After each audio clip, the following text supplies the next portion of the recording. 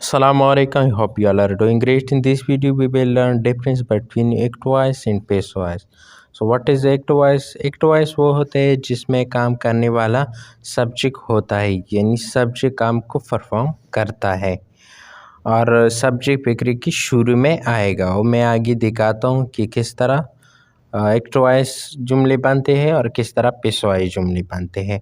तो दूसरा पेशो वाइज वो होता है जिसमें ज़्यादा इम्पोर्टेंस ऑब्जेक्ट को दिया जाता है और ऑब्जेक्ट जुमले के शुरू में आता है। और इसके अलावा अगर हमारे पास कोई सब्जेक्ट ना हो यानी काम करने वाला ना हो तो फिर भी हम पेशो वाइज सेंटेंसेस को बना सकते हैं।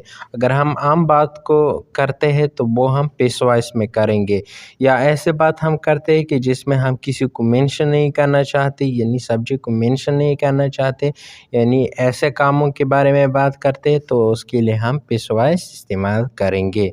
अभी एग्जांपल में देखते हैं, असलम टीच इंग्लिश।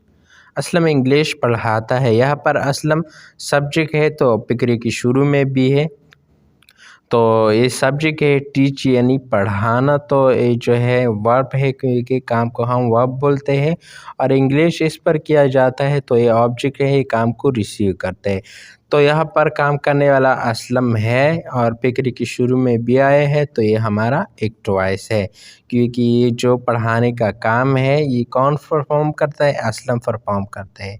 जब किसी जुमले में सब्जेक्ट हो यानी काम को परफॉर्म करने वाला हो तो वो जुमला एक्ट वॉइस होता है। अब पेशो वॉइस देखते हैं, तो यही जुमला है, यही जुमला अब हम पेशो वॉइस में कन्वर्ट करते हैं। English start by Aslam.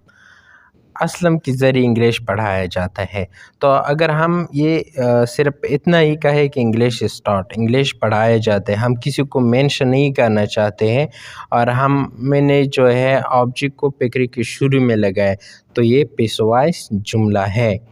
क्योंकि इसमें ज़्यादा इम्पोर्टेंस जो है वो ऑब्जेक्ट को दिया जाता है, तो ये इंग्लिश इस पर इधर काम किया जाता है तो ये ऑब्जेक्ट है, ये हमने फिक्रे की शुरू में लगा दिया। उसके बाद हेल्पिंग वर्ब इज़, और ये मैं आगे बताता हूँ कि ये किस तरह हम इस्तेमाल करते हैं, यानी सिंगुलर नेम के साथ हम कैसे इस्तेमाल करते हैं और इसके अलावा प्लूरल के साथ क्या आएगा और इसके साथ आई के साथ क्या आएगा, तो ये मैं सारा बताता हूँ। तो यहाँ पर इंग्लिश हमने एक ऑब्जेक्ट फिक्रे की शुरू में लगाया, उसके बाद हेल्पिंग वर्ब और वर्ब की थर्ड फॉर्म आते हैं।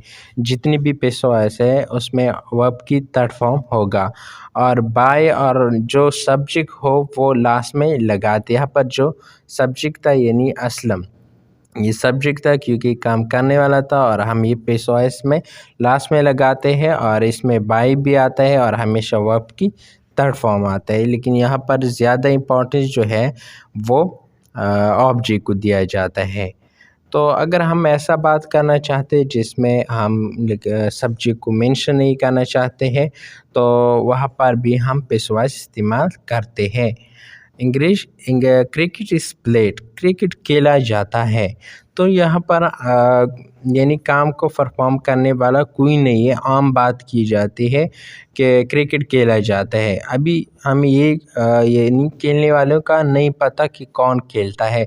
जब हम आम बात करते हैं या हमें सब्जेक्ट का पता ना हो यानी काम करने वालों का पता ना हो तो फिर हम पेशो वॉइस इस्तेमाल कर सकते हैं।